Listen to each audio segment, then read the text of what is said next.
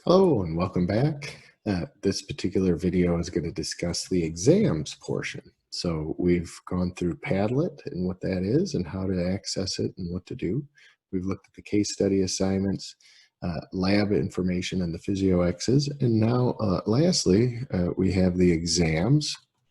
I click on the exams tab, and again, you'll have 12 exams. Again, each of these throughout the semester, you'll have done 12 in each of these categories. So basically, you're going to have 48 checkoffs to do, 12 every 3 weeks. So exams, when you click on that tab, it's going to take you to this window.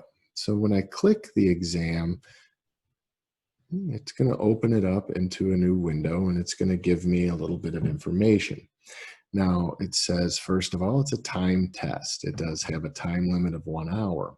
However, as you get closer to that 1 hour mark, and then at 60 minutes or 1 hour, you will, if you're still working on the exam, it will ask you if you want to continue with the exam or submit the exam.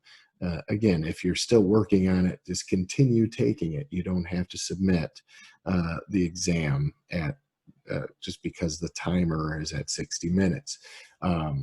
So keep taking it, even if it takes you 70 minutes, 80 minutes, 120 minutes, keep going on the exam.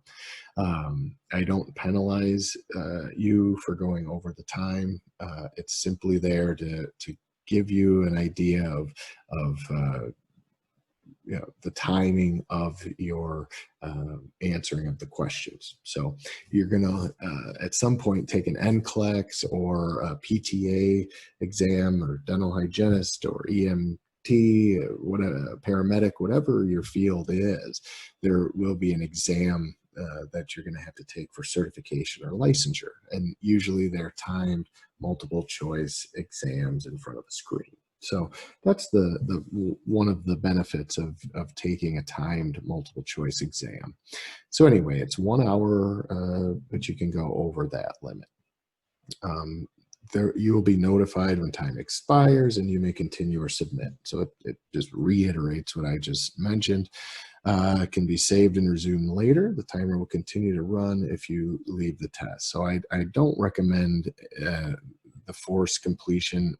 Try to start it and keep going. If you have to step away from it to walk the dog or go to the restroom or whatever, just leave it running. There is no time limit. You don't need to pause it and then have, because in the past I've had it happen where students pause it, they go back to it, and it won't let them restart it. It submitted it. So if you have to stop in the middle of taking it, just get up and go do what you need to do and then come back to it.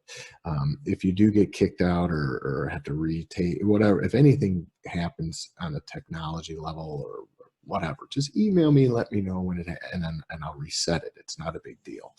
I do allow multiple attempts. You have 3 attempts to take each exam. You don't have to use up all 3 attempts. You can take it once, be content with the score and move on. You can take it twice, you can take it 3 times. Just know that if you take it multiple times, your grade will be the average of whatever those attempts came out to be. So if you take it twice, you get the average. If you take it 3 times, you get the average of those 3 attempts. Each exam is 40 multiple choice questions. They're from a pool. Then they're randomized. So if you take it more than once, the likelihood of seeing the same question again is very small. So if you take it 3 times, the likelihood of seeing 120 different questions is pretty high. So keep that in mind as well, that when you take it multiple times, you're not getting the exact same questions. So The questions relate to the basics of whatever structural information you learn in general. So there'll always be a few structural questions, okay? But the majority are going to relate to the cellular level and the chemical level of the different systems we discuss. So your case studies, your Padlet activities, your physio exercises and activities, the PowerPoints that and discussions that I put in to Blackboard. All of those will help you with the exam. You can also, while you're taking it, you can use your notes, you can use your book, you can use Google, you can use other resources. I don't have a lockdown browser set on it, so you are able to navigate around. The idea is to really use your critical thinking and problem solving skills that you're going to use in the field to get the right answers. So I do encourage you to, don't go overboard and spend 20 minutes on a question. You'll be in here forever. But there are going to be questions that, and they all appear at once. You don't get one question at a time. So you will have, I'll open it so you can see it. Let me click begin. Okay, so you can see all the questions appear at once. Okay, and you have a timer, and you can close that timer if that drives you nuts. There's a little caret you can do. Okay. So anyhow, you can see all the questions are there. Okay. So here's an anatomy question: the innermost layer of the meninges. Okay, so there will be some anatomy questions throughout potentially. Okay.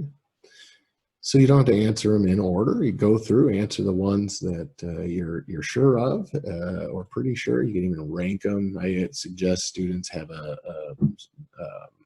piece of paper out and they take notes as they're doing it. So anyway, that's what the exam looks like. And when you're ready and you're finished, and you don't have to save your answers as you go. You can if you want. I recommend it. But ultimately, when you're finished, just click Save and Submit, even if you've gone over the 60 minutes. Okay. So that's it for the exams. I also wanted to mention a couple of other things. There's a weekly journal that is not required. It's recommended that you do. So I'm going to click on that. It says weekly journal. And then it takes me, it says reflection journal. When I click on reflection journal, it says no content to display. So there's no place where I can click create journal. So let's go back into units. I'm not sure, maybe we can access it from units.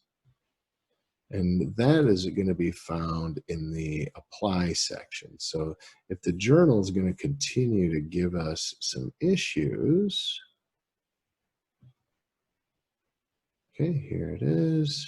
It says click to launch.